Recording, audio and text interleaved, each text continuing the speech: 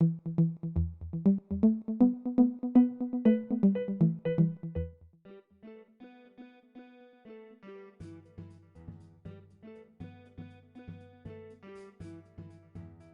ville d'Annecy s'est lancée assez tôt dans le dispositif d'apprentissage puisque dès 1994, elle a accueilli son premier apprenti.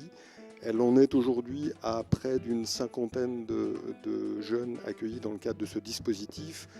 C'est pourquoi il nous a semblé que cette voie-là était la voie toute naturelle pour accueillir depuis quelques années maintenant également des travailleurs handicapés dans le cadre de ce dispositif. Et c'est, je dois dire, une satisfaction toute particulière de voir qu'on peut réussir avec ce dispositif.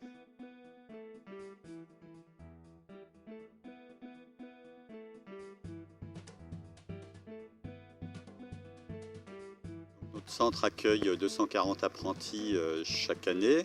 Et dans ces 240 apprentis, on en a 220 dans le domaine des espaces verts et paysages, dont une cinquantaine qui sont embauchés donc, par des collectivités territoriales. Dans ces apprentis, on a des jeunes qui sont en situation de handicap, une dizaine cette année.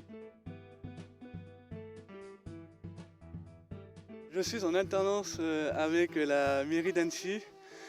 Je prépare un CAP travaux paysagers et je le fais en 3 ans. J'espère décrocher le diplôme de CAP pour entrer dans le monde du travail.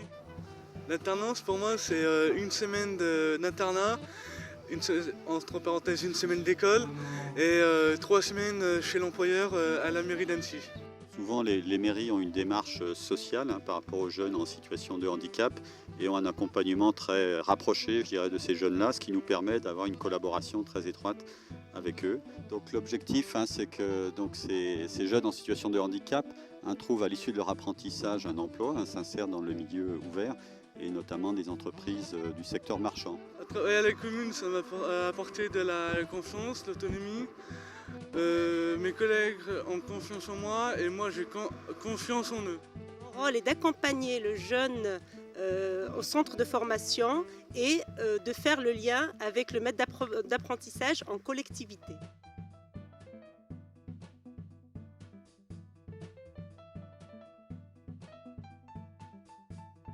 Valentin, tu me prends le massif qui est là, et tu vas le planter tout seul.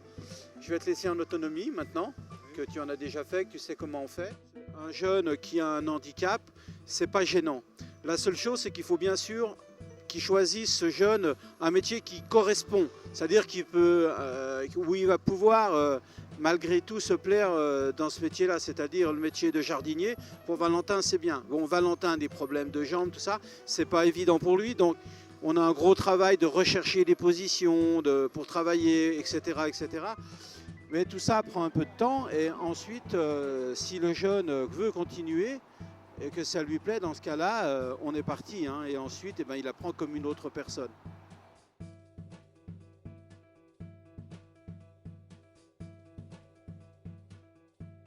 Les handicapés, ils ont véritablement leur place au sein du travail. Après, il faut sûrement des formations adaptées et puis des formations à nous aussi. Des formations à nous, savoir former les travailleurs handicapés. Parce que c'est pas forcément une évidence de se rendre compte des possibilités des uns et des autres.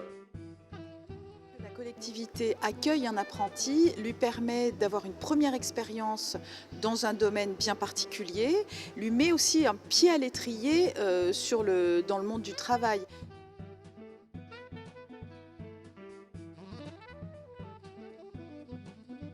J'ai choisi cette formation BPGEPS animation loisirs tout public pour ma reconversion professionnelle. C'est une formation qui ne se fait qu'en alternance auprès d'un employeur et d'un établissement de formation.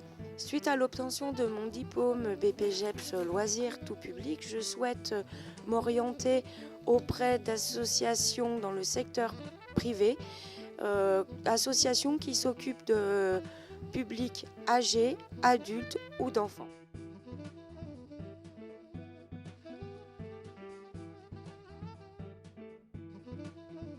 Il faut savoir également qu'il y a des aides spécifiques du Fonds pour l'insertion des personnes handicapées dans la fonction publique, le FIPHFP, pour mettre en place des formations, pour une aide au recrutement, pour que le tuteur soit dégagé de son temps et soit formé spécifiquement à la question du handicap au travail.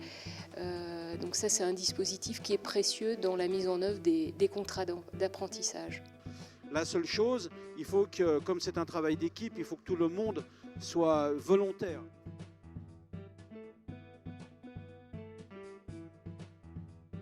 Je pense qu'il faut bien différencier deux choses. La première, c'est l'obligation pour les collectivités locales d'atteindre le chiffre de 6% du nombre d'agents de la collectivité, soit des personnes handicapées. Et à travers ce contrat, nous avons souhaité mettre en place une solution vraiment complète pour accompagner d'une part les collectivités et d'autre part les jeunes personnes qui seront, ou moins jeunes puisqu'il n'y a pas de limite d'âge pour ce type de contrat, donc pour ces jeunes personnes qui seront recrutées dans le cadre de ces contrats d'apprentissage. Et puis, deuxième volet, ce que nous engageons aujourd'hui dans le cadre de la convention avec le FIPH et de la convention que nous avons avec SPR 74 qui va nous accompagner sur cette thématique d'accueil de personnes handicapées en apprentissage, et nous considérons que les collectivités locales peuvent être le creuset des maîtres d'apprentissage susceptibles d'accueillir ces personnes